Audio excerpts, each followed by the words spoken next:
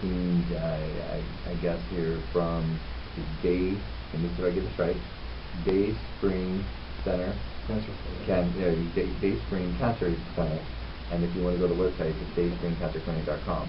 He's got a couple of points that we're going to bring up in just a moment that I think Dr. Dickens is well qualified to answer. It's going to be two things you want to jot down. There's simple little things that you can do at home for a health tip. Do we want to give the health tips first, or do we have a couple of other things to recover? Whatever. Okay. So these two health tips are something that be wise. If you could tell our audience about how to choose these two health tips that you're going to give, so that they're getting the best result that they can, but also tell us why these two health tips work so well for us. Well, one of them would be vitamin D. Everybody that comes into the clinic gets a minimum of 5,000 to 10,000 international units a day. That's in oil form, so if you can find a liquid oil or a soft gel, that's the best way to take it. And vitamin D is much more than, it says it's a vitamin, but it's really a hormone. That's how it acts. It's extremely powerful. Cholecalciferol is the most powerful hormone in the body. And it's huge for doing a number of things, calcium metabolism, but I do look at it from an immune standpoint. And so with an adequate vitamin D level, and we're living in Phoenix, Arizona, but nobody has an adequate vitamin D level. It's just the nature of the beast of living in the valley of the sun. And it's hard to keep the balance of avoiding ultraviolet and getting vitamin D. It's really true, because we're told sunscreen, and yeah. Cancer incidence go up. Yeah, it's so lately true. there's actually research. People are getting a lack of vitamin D. Right. So, vitamin D is probably my big health tip. So again, 5,000 to 10,000 international units a day. The other one would be vitamin C. And this is maybe controversial, but mankind does not make vitamin C. All other animals except fruit bats and guinea pigs and great apes make vitamin C. If you look at a 150-pound great ape, it will take in between 5,000 and 7,000 milligrams of vitamin C a day. So 100, you could figure that out for children, it's 30 to 40 milligrams per pound of body weight. But for a 150-pound adult, and we in the cancer clinic, we're doing 50,000 to 75,000 milligrams in our IVs. But in oral products, we're looking for people to take in 5,000 to 7,000 milligrams a day in divided doses with food. And again, this is a supplement. We want people to have the healthy food, but this is supplementing, because I don't think everybody's going to be sitting out there eating 30 or 40 oranges a day. Right. So you can still have cranberries, pomegranates, oranges, lemons, and limes, and nope, be nowhere near the intake you should do. You should be doing all that. The only thing that can get you close to that number is from juicing.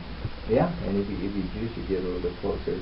But be careful with juicing, because especially very, very high sugar juices, you're just putting all those calories in there. Yeah, you're getting some vitamin C, but you're also starting to gain weight, which could be counterproductive as well. Yeah, and then a low sugar diet. That's very important, because a low sugar diet, sugar drives cancers. So when we're working with our cancer patients, we're pulling them off any type of simple carbohydrate. And they are taking something much more complex, slow growing, because we want to reduce their resting glucose levels, and we're trying to keep it down as low as we can. Still give them nutrition, adequate nutrition, or great nutrition, but adequate calories, but keeping their blood glucose down. So some people are out there having the heavily sugared, high fructose pop. Yeah, please stay away from the high fructose corn syrup. If nothing else today, you get that in your head. That would be huge, just to do that. It's also not what you're doing, but also what you're not doing. And not doing the high fructose 72-ounce big gulp type drinks that you could float a boat in. I did that in college so often. That was just terrible. In Phoenix, I would drop by on my motorcycle to Circle K and get myself a 64-ounce and soda. So I kept my weight. I used to do that. If I could go a little bit deeper on something that you explained to me and what really woke me up to the way vitamin D works. You talked about the way vitamin D works inside of our body is that it actually is a cleaner, so it helps detox the body. It's not only does it help it's a good building block for the body, but it actually goes around cleaning up a lot of those things that are not good for us inside of our body. Right. Because vitamin D activates macrophages. And macrophages, they're called the big eaters. They go around and eat up things that don't belong in the body. We're very interested in that because of our cancer work. But there could be any type of thing that needs to be handled in a person's immune system. If somebody has mono, then they have a high viral load. So having adequate vitamin D is going to help stimulate your immune system. And this is a huge topic that's going to get very scientific and nitty-gritty, but for our listening population, I would think that just an adequate vitamin D level. And how do you take that? I mean, I know you said in oil form. Is that just the capsules you take? It could be a capsule, it could be a liquid, but could be IV? No, I've never done an IV, but you can do an IM. And if it's done with food, then we recommend people to take it with a fatty meal. A fatty meal like an avocado. The same way, isn't it? No. The vitamin C is actually fat soluble. Okay. So that's why the fatty meal would aid its absorption and okay. And vitamin D, would there be a risk of overdose on that? There can be, yes. There are risks with too high of a level of vitamin D. So I don't think that the people within a 5 to 10,000 international units a day is going to hit a risk factor. Certainly, we give 375,000 units in 3 days in the clinic. And we'll do that several times over until we get people into their vitamin D returns. And I'm not advocating that. That needs to be done in a physician's supervision with blood tests. But I'm saying that 5 to 10,000 should not be, to an adult, not to a child, but to an adult, 5 to 10,000 would be a great thing someone could do to their health, to their health, to help their immune system. And is there a way of a natural way of getting a good intake of vitamin D instead of the supplements? The best way would be to go out in the sun 30 to 40 minutes a day. That's a lot. I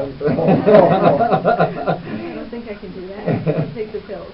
But also, try to have it, if you're going to get sun, maybe try to stay away from your face and get other parts of your body that aren't going to burn, but you get a broader section of your burn, skin. you can go and see Dr. Lee.